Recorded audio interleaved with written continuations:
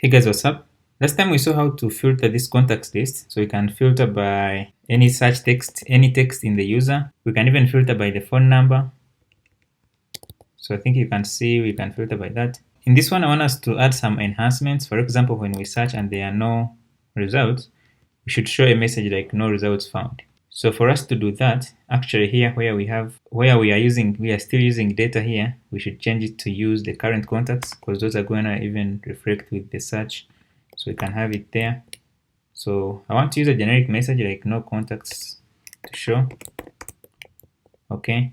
So now if we come back and search, let's say we put a CCC, let it reload and put a CCC. See, this one shows no contacts to show. So you can have the same thing actually in this tab, but the way you do this is actually the same. So in the favorites up here, so just inside here, I'm going to have just a fragment, and then down, I'm gonna make sure you're closing it. So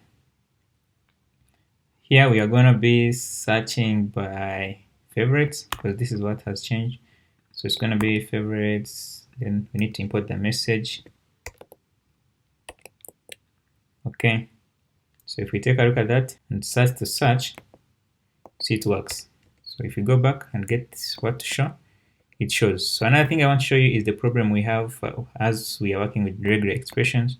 So for example, notice when I type a character like this. So I typed this character here, and so it broke our search. So what we're gonna do is we could go ahead and sanitize the user data. So there are going to be a lot of characters that the user types, and it can be quite tedious to sanitize all of them.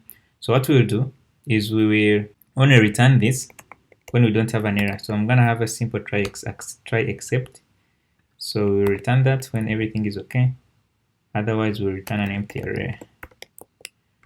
So yeah, so now I can come in here and enter a plus. See, it doesn't break the app. So I can enter these ones, they don't break the app. So maybe another enhancement we can do here is to stretch this one over and make it come like up to here. So you see when I'm here, it's small. So we could come over here in the header, and then when it comes to our search input, we can give it a simple style. We can give it like a width of like 300. Okay, so once we save that, you see it gets stretched over,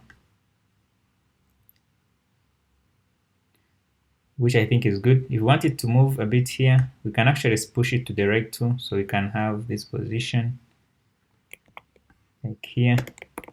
And we also want to show it when we are authenticated, so we don't actually mess up anything.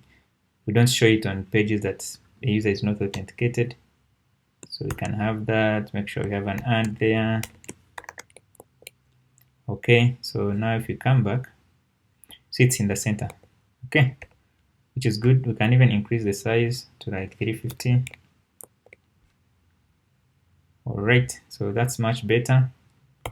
The search is working great. I hope this video was helpful. If you enjoyed it, please give it a thumbs up. Don't forget to subscribe to the channel, and I will see you in the next video.